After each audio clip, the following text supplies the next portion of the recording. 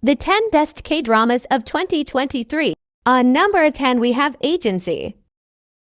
In this workplace drama, Go-on, played by Lee Bo-young, is the first female executive at a big advertising agency, determined to go even higher at the company.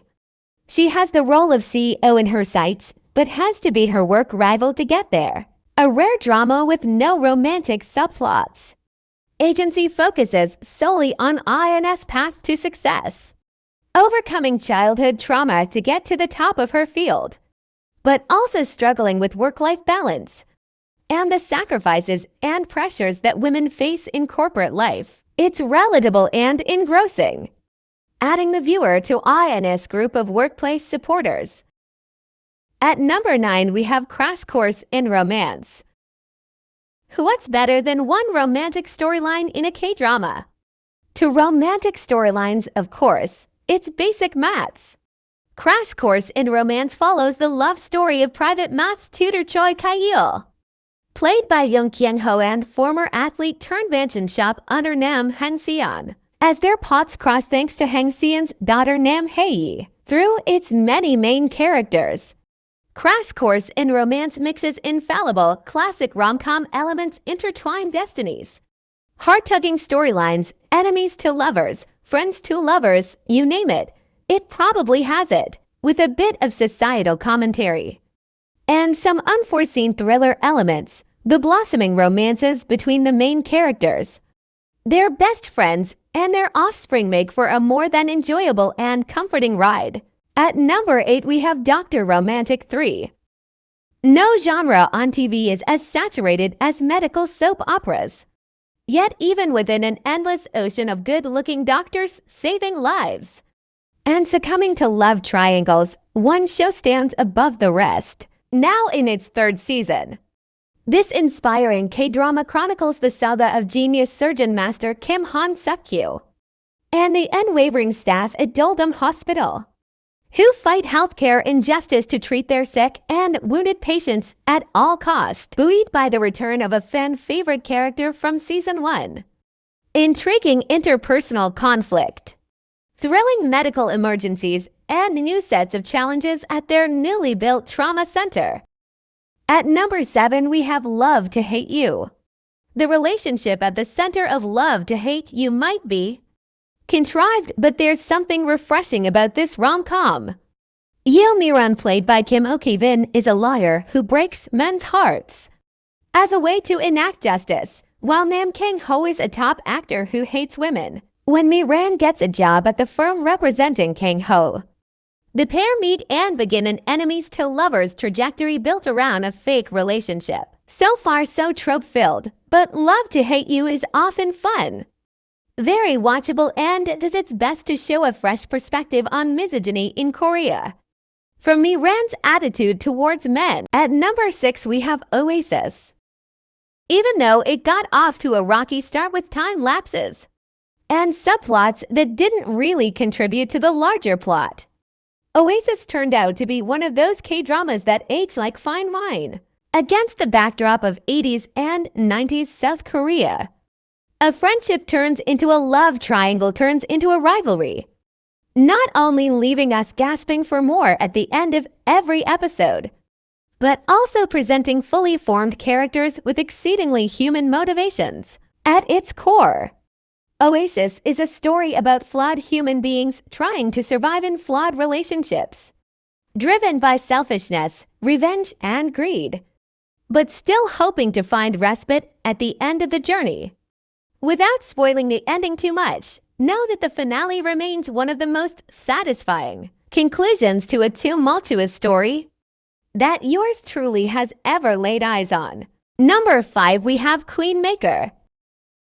Hwang Do-hee is the trusted and highly efficient employee of a behemoths South Korean chaebol that is, until real lives are put in harm's way and the company's unethical practices are uncovered. She seeks justice and a little bit of revenge by employing human rights lawyer Oh Kyung-suk to expose the reality of politics, shedding light on the evils that can and often infect these spheres, like deep-seated corruption and nepotism. Politically charged stories with strong female heroines at the forefront are rare in the K-drama realm. And to witness these women come face to face with the realities of systems primed to work against them on is a sobering and thought-provoking experience. Number 4, we have Tale of the Nine-Tailed 1938. 2 years ago, when Tale of the Nine-Tailed first hit our television screens, reactions were mixed. Lofty expectations of its incorporation of South Korean mythology and the supernatural were not met, and thus a widespread skepticism about a second season was inevitable. The moment it aired, though, we were all delightfully proven wrong. 1938 follows Lee Yi and Lee Dong-wook, an immortal nine-tailed fox, or Gumi-ho, after he's sent back into the middle of the drama once more.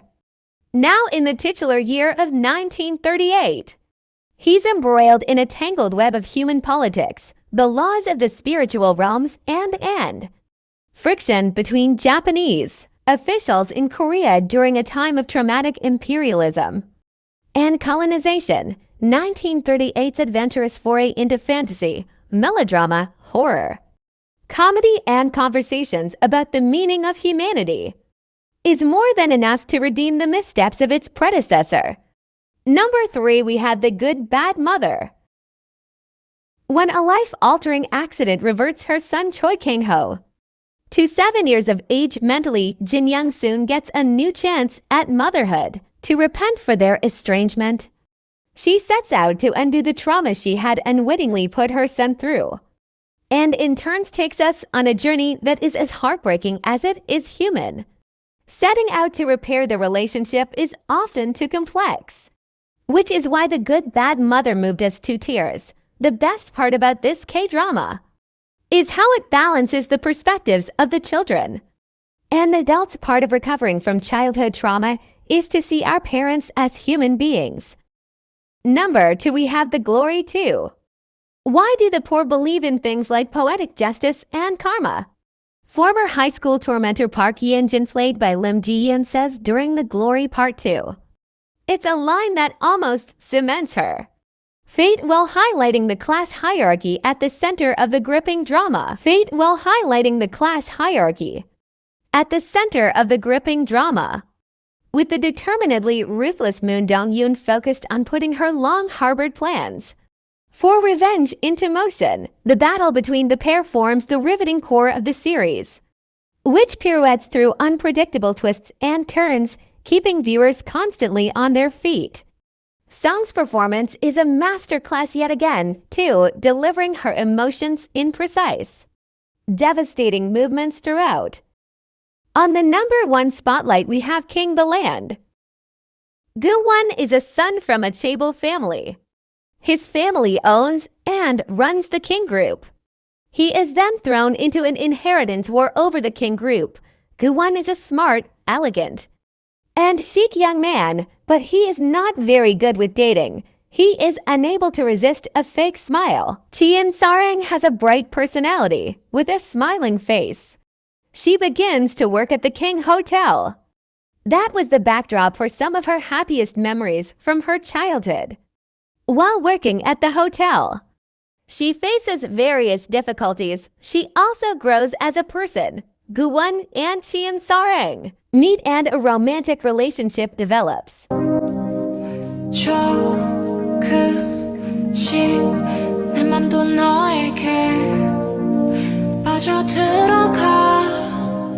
별처럼 밝게 빛나는 어둠 밤 밝게 비추는 너의 모습이 눈부셔. 따스한 봄처럼